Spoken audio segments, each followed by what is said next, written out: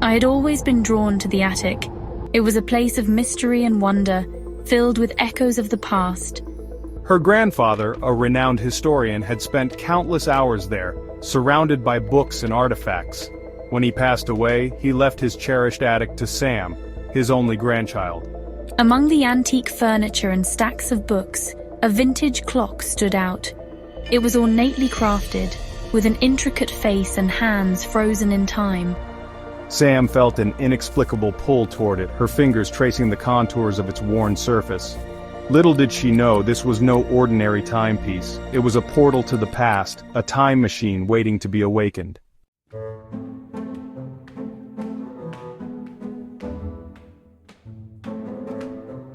I often felt out of sync with my peers. While they were busy with social media and the latest trends, I found solace in my grandfather's books, my imagination ignited by tales of bygone eras. The present felt mundane, predictable. I yearned for something more, an escape from the ordinary. One sweltering afternoon, seeking refuge from the summer heat, Sam found herself drawn to the attic.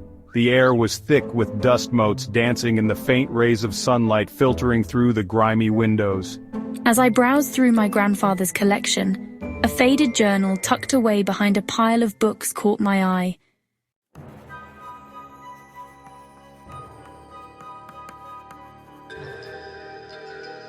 The journal, penned in her grandfather's elegant cursive, spoke of a secret he had guarded for years, the existence of a time machine, passed down through generations of their family. It contained diagrams and equations that seemed like something out of a science fiction novel. Could this be real? Intrigued, Sam delved deeper, her heart pounding with a mixture of excitement and trepidation. Following the instructions in the journal, Sam located a hidden panel on the back of the vintage clock. As I carefully aligned the clock's hands according to my grandfather's notes, a low hum resonated through the attic. The air crackled with energy, and the clock face began to glow, bathing the room in an ethereal light.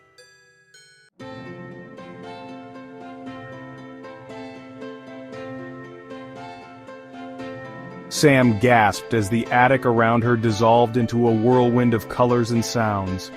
When the light subsided, she found herself standing on a cobblestone street, surrounded by men and women in period clothing. The air was thick with the scent of wood smoke and horses, the sounds of blacksmiths' hammers clanging and vendors hawking their wares filling her ears. She had traveled back in time to the American Revolution. Overwhelmed by the sights and sounds of 18th century Boston, I realized the gravity of my situation. I was no longer a bystander to history, but a participant in it. As she cautiously navigated the bustling streets, she stumbled upon a group of revolutionaries huddled in a dimly lit tavern, their faces grim as they discussed their plans for freedom.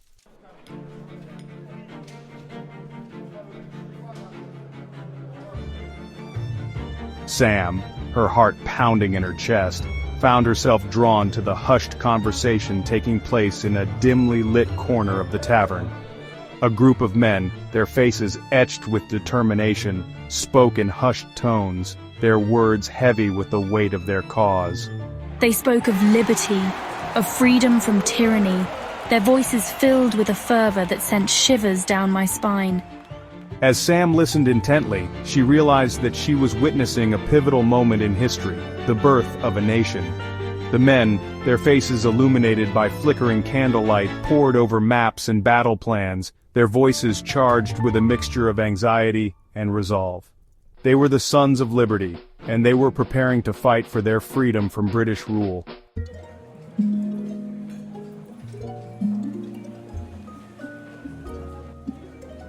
Amidst the throng of revolutionaries, Sam's gaze met that of a young man, his eyes reflecting the same fire and passion that burned in the hearts of his comrades. He carried an air of quiet strength, his weathered hands clutching a musket with unwavering determination. He noticed her hesitant gaze and approached her, his expression softening slightly. "You seem lost, miss. These are uncertain times. What brings you to the Green Dragon on this night?" Sam hesitated, unsure how to respond. Should she reveal her true identity, a stranger from a distant future? Gathering her courage, she decided to tread carefully, her instincts telling her she could trust this kind stranger.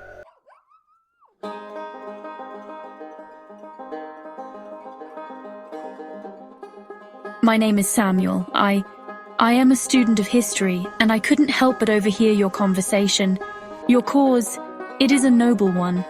Thomas's eyes widened slightly, a flicker of surprise crossing his features. He introduced her to the others, including a charismatic leader named John, who spoke of liberty and justice with an eloquence that stirred the hearts of all who listened. As the night wore on, Sam found herself swept up in the revolutionaries' fervor. She listened with rapt attention as they spoke of their grievances against British rule, their desire for self-governance, and their unwavering belief in the power of unity and determination. Their words resonated deeply with her, reminding her of the importance of standing up for what one believes in, no matter the cost.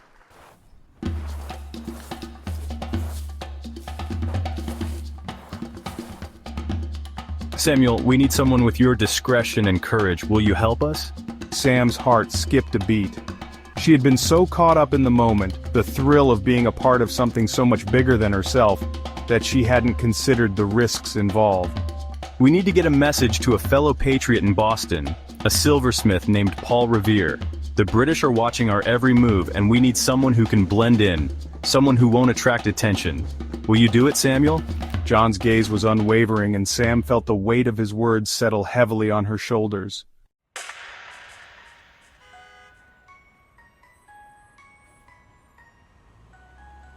I'll do it. Her voice was surprisingly steady. Thomas, his expression a mixture of admiration and concern, volunteered to guide her through the labyrinthine streets of Boston. As the clock on the Old North Church chimed midnight, Sam and Thomas slipped out of the Green Dragon and into the night. The streets, usually bustling with activity, were eerily deserted, the only sounds the distant barking of dogs and the mournful creak of a ship's mast in the harbor. They moved swiftly through the shadows, their footsteps echoing on the cobblestones, their hearts pounding in unison with the urgency of their mission. The fate of the revolution, Sam realized, might very well hinge on their success.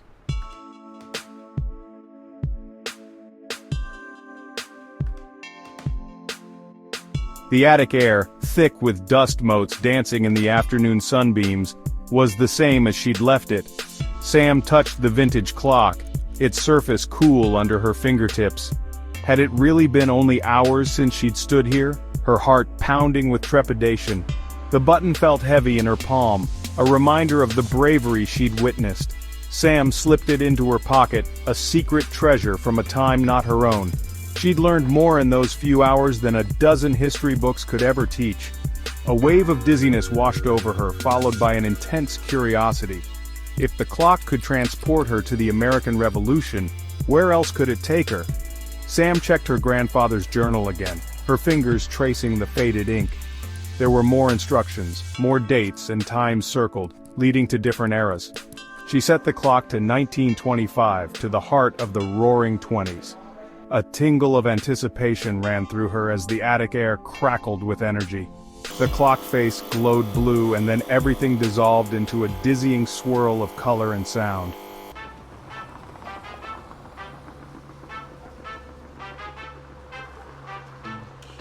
Gone were the cobblestone streets and gaslight lamps of colonial Boston.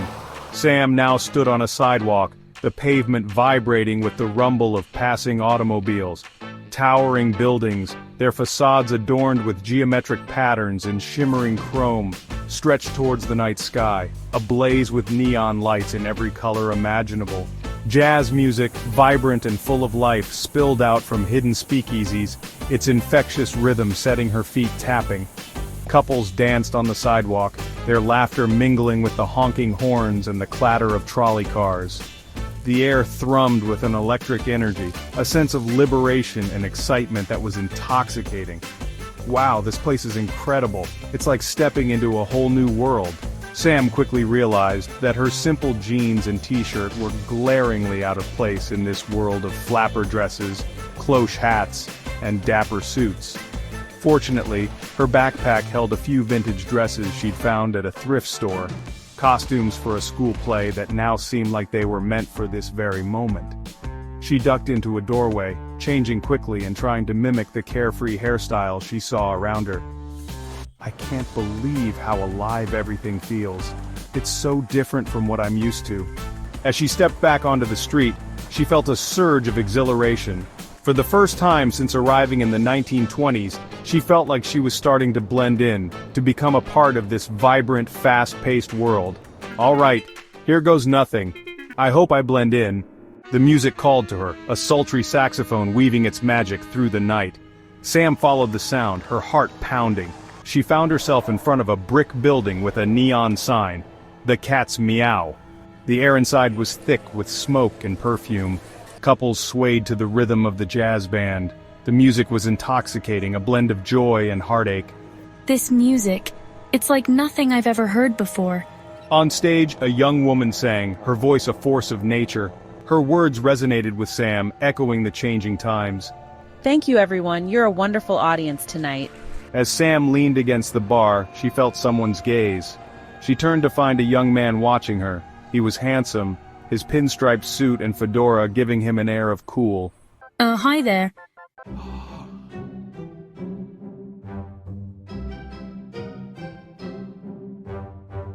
You look like you've seen a ghost. First time at the Cat's Meow? Sam hesitated, unsure how to respond. Should she trust him? His smile was friendly, but his eyes hinted at secrets. I'm Charlie, and you are... Sam, nice to meet you. Charlie shared tales of hidden speakeasies, glamorous parties, and the darker side of the Roaring Twenties. You wouldn't believe the things that go on in this city after dark. It's a whole other world. Sam realized Charlie was more than just a charming rogue. There was a darkness beneath the surface, a hint of danger in his eyes. There's more to you than meets the eye, isn't there, Charlie? Maybe, but some secrets are better left untold, don't you think? And with that, Sam knew she was in for an adventure unlike any she had ever imagined. As the band launched into a lively Charleston, I excused myself to find the restroom. Passing by a darkened alcove, I overheard Charlie's voice, low and urgent. You got the package? One of the men growled. Fear gripped Sam as she realized she had stumbled into something dangerous. Charlie's reply was too quiet to make out, but the tone sent a chill down my spine. I noticed the glint of metal in the shadows, the outline of a gun. My heart pounded as I realized the danger. Sam slipped away unnoticed, her mind racing. She had to get out of there, had to find a way back to her own time. But what about Charlie? Could she leave him in danger? I stood for a moment, torn. I could escape back to my own time, or I could stay and help Charlie. The decision could change everything.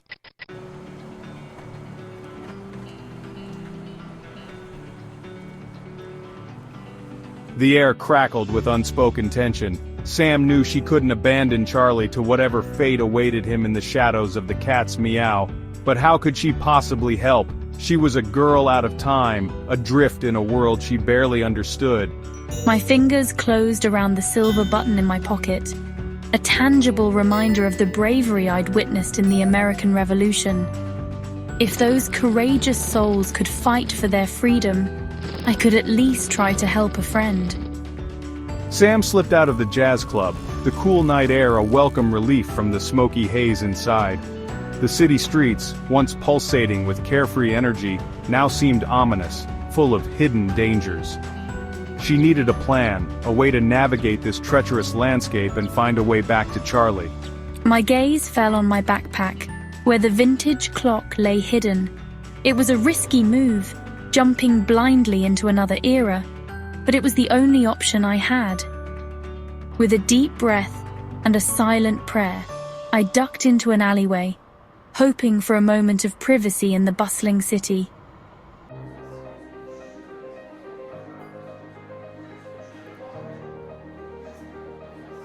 The air, heavy with the scent of fresh bread and blooming jasmine, was a stark contrast to the exhaust fumes and cigarette smoke of 1920s New York. Cobblestone streets and elegant palazzos replaced the skyscrapers and automobiles. I found myself in a bustling marketplace, surrounded by colors, sounds, and smells. Merchants hawked their wares, blacksmiths hammered, and children laughed. Her flapper dress and bobbed hair were a dead giveaway. Fortunately, her backpack held a simple tunic and skirt. Artists gathered around a fountain, capturing the scene with charcoal and paint. The air buzzed with creative energy and excitement.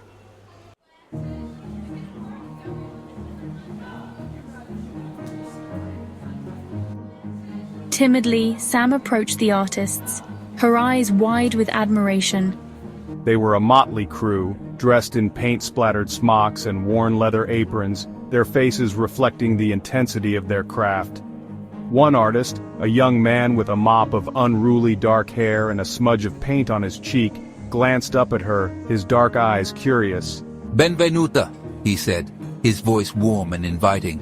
"I am Leonardo. Can I help you, signorina?" Sam hesitated, unsure what to say. Should she tell him she was a traveler from a distant future, drawn to his world by a magical clock?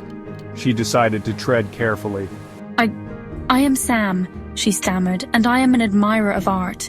Your work, it is magnificent. Leonardo chuckled, his eyes twinkling with amusement. "Grazie," he said. "Perhaps you would like to see more. My workshop is just around the corner."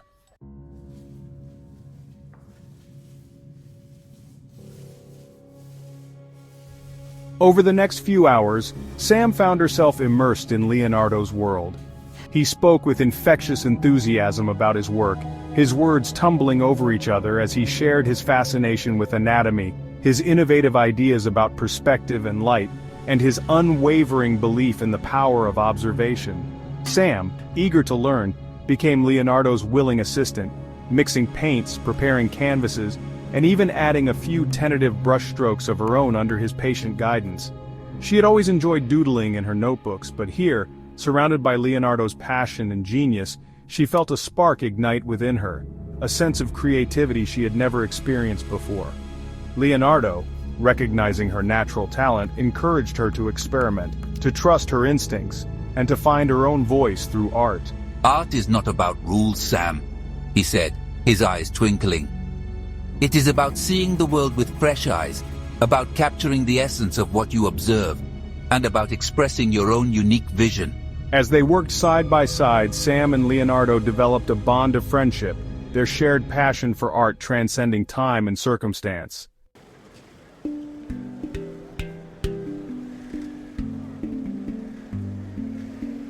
Days turned into weeks, as Sam found herself fully immersed in the world of Renaissance Florence. She helped Leonardo put the finishing touches on his latest masterpiece, a breathtaking portrait of a young woman, her eyes reflecting both wisdom and innocence, a hint of a smile playing on her lips. The unveiling of the portrait was met with gasps of awe and thunderous applause. Leonardo, ever humble, insisted that Sam stand beside him as he received accolades from the assembled crowd, wealthy patrons, influential merchants, and members of the Medici family, their faces aglow with admiration. As the celebration swirled around her, Sam felt a familiar tug at the edges of her consciousness. The clock, she knew, was calling her back. She had lingered too long in this enchanting world, her time in Renaissance Florence coming to an end. Leonardo, sensing her imminent departure, pressed a small, leather-bound sketchbook into her hands. "Do not let the flame die, my friend," he said, his voice filled with warmth and encouragement. "The world needs your art, your vision, your unique voice."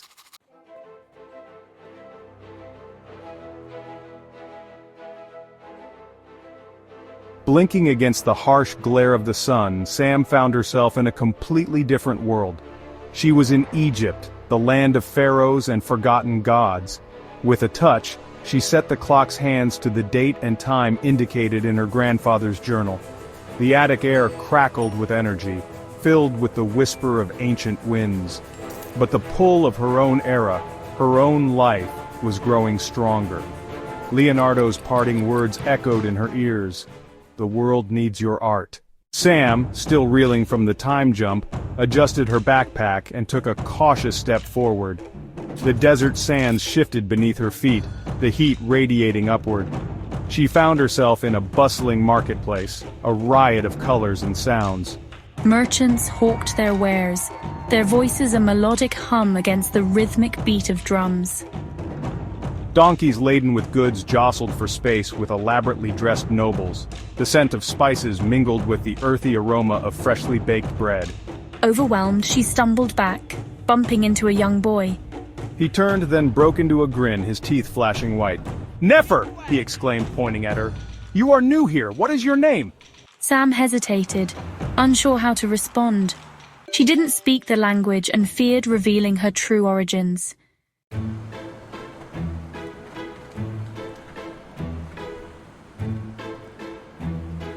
Despite the language barrier, Sam found herself drawn to Thutmose's infectious enthusiasm. He was a whirlwind of energy, pointing out the wonders of his city. The towering temples dedicated to gods with animal heads, the bustling workshops where artisans crafted everything from pottery to golden jewelry, and the grand houses of the wealthy. Thutmose confided in Sam about a missing scarab, a precious artifact. His father, a scribe, was distraught over its disappearance. The loss was said to anger the gods and bring misfortune. Sam, intrigued by the mystery, offered to help. She had a knack for solving puzzles and finding things. It was a chance to uncover secrets and make a difference. Thutmose, grateful, accepted Sam's offer. Together, they set off towards the grand temple complex, determined to find the missing scarab.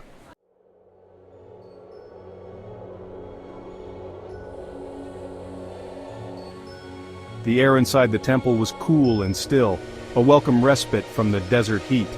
Giant pillars adorned with intricate carvings stretched towards the high ceiling, casting long shadows in the flickering light.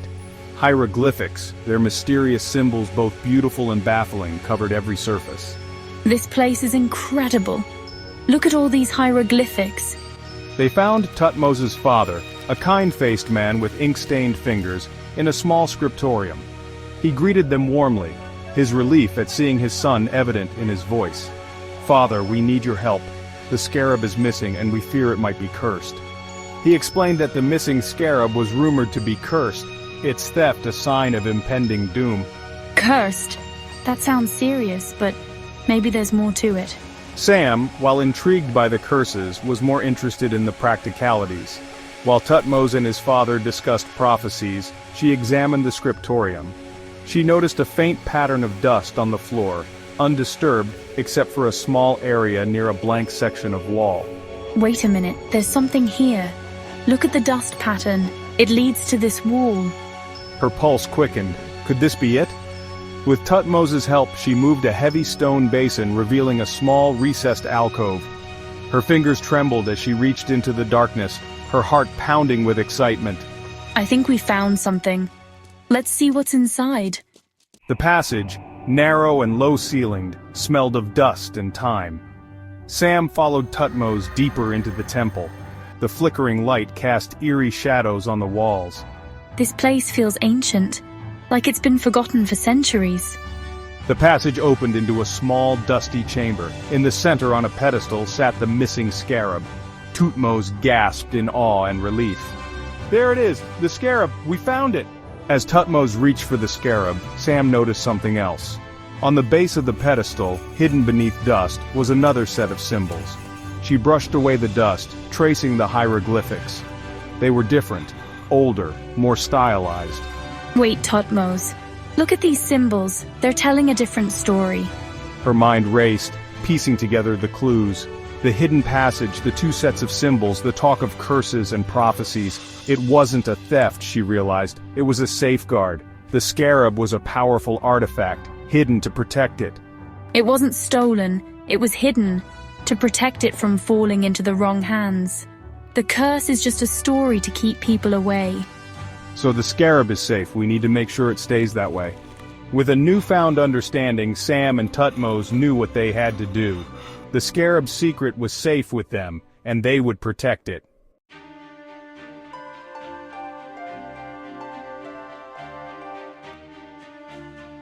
The weight of the scarab grounded me in the present moment.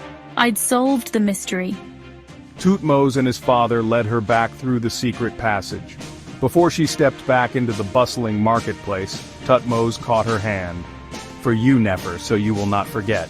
Then, with a dizzying rush, she was back in her grandfather's attic.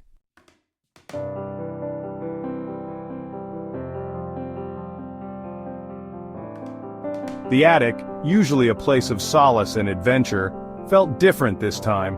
The dust motes dancing in the afternoon sunbeams seemed to mock her with their constancy, a stark reminder that time marched on, oblivious to her journeys through history. I had so much to tell him, so many questions about the clock, about the people I had met, about the strange sense of connection I felt to these distant eras. But the journal, once a source of comfort and connection, now felt like a cruel reminder of all that she had lost. The worn leather cover, the faded ink, the faint scent of pipe tobacco that clung to the pages, all of it whispered his name, a constant ache in her heart. I was back, but I was different. The experiences I had, the people I had met, the lessons I had learned, they had changed me, reshaped my understanding of myself and my place in the world. I was no longer the girl who had stumbled upon the time machine, yearning for escape. I had faced danger, confronted my fears, and discovered a strength within myself I hadn't known I possessed.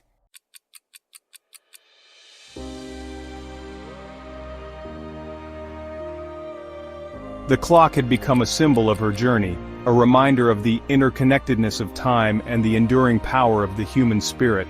She had traveled through history, witnessed pivotal moments, and learned from people who had lived and loved centuries before. I thought of the revolutionaries, their courage in the face of tyranny. I thought of Charlie, his charm masking a vulnerability that touched my heart. She thought of Leonardo, his genius and humility, his passion for knowledge. Opening his sketchbook, she felt a familiar spark ignite within her. I had found my own rhythm, my own way of navigating the present. The past was not something to escape from, but a source of wisdom and inspiration.